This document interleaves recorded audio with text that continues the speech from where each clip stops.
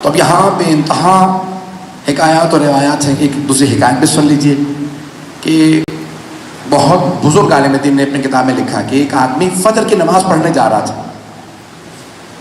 آندھی تھی، طوفان تھا، کراچی میں بھی بارش کافی ہوئی. بس سمجھ لیں آپ کیا تو ایک آدھ مرتبہ ہی ہوتی ہے، یہ چلیں اس کے ہاں بھی ایک ہی آدھ مرتبہ ہوئی ہوگی. تو بہرحال فجر کی جماعت میں نا سب سے کم افراد ہوتے ہیں. میں بھی کبھی پیش نماز رہا ہوں لندن میں، تو مجھے اندازہ ہے. کئی مرتبہ تو خود ہی تالا کھولو، خود ہی اذان دو، خود ہی اقامت کہو، خود ہی جماعت پڑھو، دعا پڑھو، زیارت پڑھو، خود ہی اکیلے واپس آ جاؤ.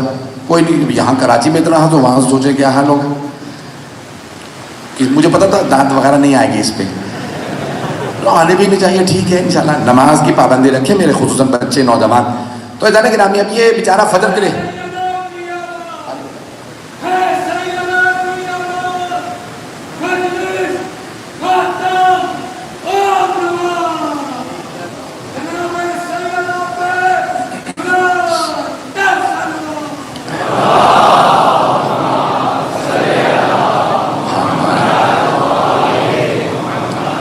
حکایت پیش کروں یا رہنے دو؟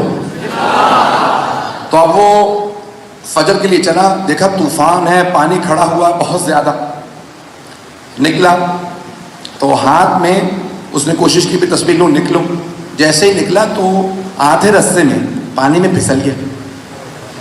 سارے کپڑے خراب ہو گئے. کہا جلدی سے کپڑے تبدیل کر لو. واپس آ گئے. دوسری مرتبہ گھر سے کپڑے تبدیل کر کے پھر جانے لگا. پھر اتنا پانی تھا، گر گیا. جلدی سے دوبارہ کپڑے تبدیل کریں. تیسری دفعہ بڑی ہمت تھی اس کی. تیسری مرتبہ پھر گھر گیا. اب جیسے ہی گھر سے نکلا تو دیکھا کہ ایک آدمی بوڑھا مکروہ شکل والا ایک چراغ لیے کھڑا. کہا تجھے مسجد پہنچا دو. فوراً چلا. جیسے ہی پہنچا تو کہا جا نماز پڑھ لے. کہا آپ نہیں آئیں گے؟ کہا نہیں، تجھے پہنچانے آیا تھا. کہا اتنی زحمت کیوں کی؟ کہا میں شیطان ہوں. توجہ.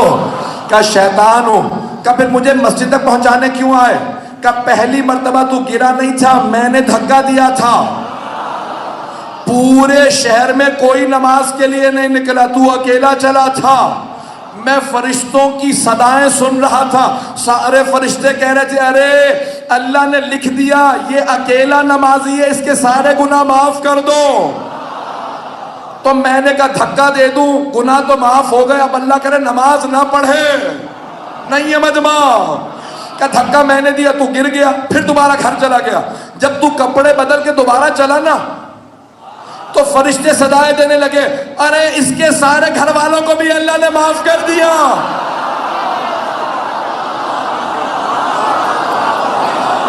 کہ تیسری دفعہ اب میں چراغ لے کے آیا، ایسا نہ ہو اس ایک نمازی کی وجہ سے شہر بخشا جا.